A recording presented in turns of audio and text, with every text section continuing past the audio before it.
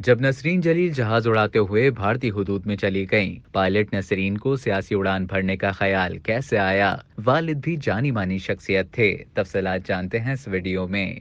MQM की senior रहनुमा नसरीन जलील का तारुफ और जिक्र अगर उनके खानदानी पस मंजर और हसब नसब के ज़िमन में हो तो वो इंतहाई भरपूर बल्कि मुतासिर कुन है, लेकिन उनकी सियासी शनाख्त की इब्तिदा और इख्तिताम एमक्यूएम ही है। उनके वालिद जफर उल हसन बरतानवी राज के गैर मुनक़सिम हिंदुस्तान में लाहौर के डिप्टी कमिश्नर थे और एक ब्यूरोक्रेट की हैसियत से उन्होंने कई अहम इंतजामी ओहदों पर जिम्मेदारियां अंजाम दी, जबकि खुद नसरीन जलील की उम्र का इब्तिदाई अरसा बहन भाइयों के साथ लंदन में गुजरा। तालीम की गर्ज से पेरिस भी गईं, इसलिए अंग्रेजी उर्दू जबानों के अलावा फ्रांसीसी जबान पर भी मुकम्मल उबूर हासिल है। फिर नसरीन को फ्लाइंग के शौक ने हवाबाजी सीखने पर माइल किया और कमर्शियल पायलट का लाइसेंस हासिल करने के बाद एक तवील अरसे तक ये शौक भी पूरा करती रहीं। पाकिस्तान की पहली माहिर तामीरात का एजाज हासिल करने वाली यास्मीन लारी नसरीन जलील की बड़ी बहन है। जिस जमाने में एमक्यूएम और बानिया एमक्यूएम का तूती बोलता था, नसरीन जलील का नाम भी सिर्फ कराची ही नहीं पाकिस्तान भर में मारूफ था। 2002 में उन्होंने एनए 250 से आम इंतखाबात में हिस्सा लिया,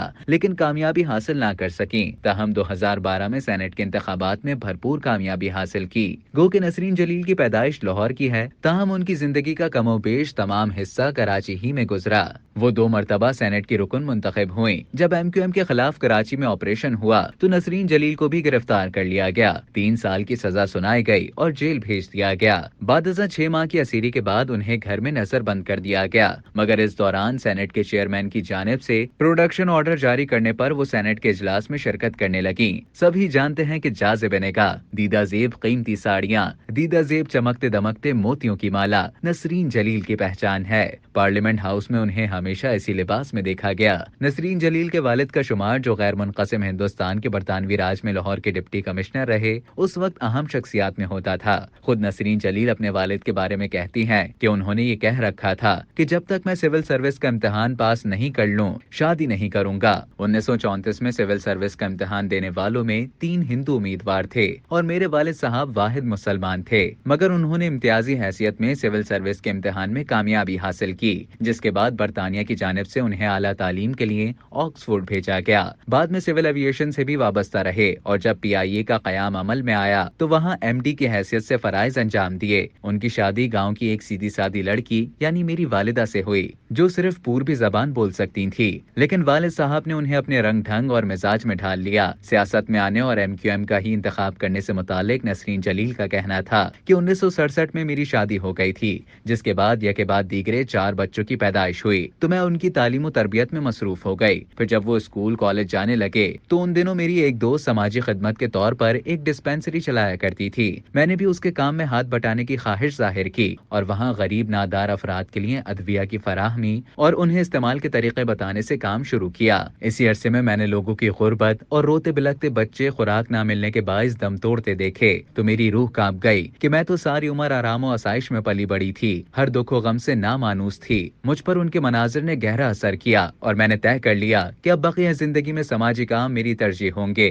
उन्होंने बताया कि वो दौर एमक्यूएम के भरपूर उरूज का दौर था। फतेयाब अली खान के घर एक नशिस्त में बानिया एमक्यूएम का खिताब था। मैं और जलील भी उन्हें सुनने गए, जिसमें उन्होंने मुल्क से नाइंसाफी, जागीरदारी निजाम के खात्मे और माशरे में समाजी तवाजुन के हवाले से जो गुफ्तगू की वो इंतहाई मुतासिर कुन थी। मुलाकात में जलील ने उनसे कहा कि आम इंतखाबात सर पर हैं और हम आपकी मदद करना चाहते हैं। उन्होंने कहा कि आप 90 पर अमीनुल हक से राब्ता कर लें, लेकिन तमाम कोशिशों के बावजूद उनसे राब्ता ना हो सका। अलबत्ता कमाल असफर साहब ने हमारा राब्ता बेगम सलमा अहमद से करवा दिया। इस तरह हमने एमक्यूएम के समाजी खदमात के शोबे से मुंसलिक होकर काम शुरू किया। मुझे सियासत में आने का कभी शौक नहीं रहा, न मैं एक सियासतदान की हैसियत से अपनी शनाख्त चाहती थी, लेकिन 90 पर मामूलात के बाद अंदाजा हुआ कि मैं और जलील हम दोनों गैर महसूस तरीके से एमक्यूएम की सियासत का हिस्सा बनते जा रहे हैं। हालांकि मेरा सारा काम खवातीन की फलाह व बहबूद, रोजगारी की जद्दोजहद पर मुहित था और इसके लिए मैं जाती अखराजात से भी वोकेशनल सेंटर्स, तालीमी मराकज के क़याम में मुआवनत कर रही थी।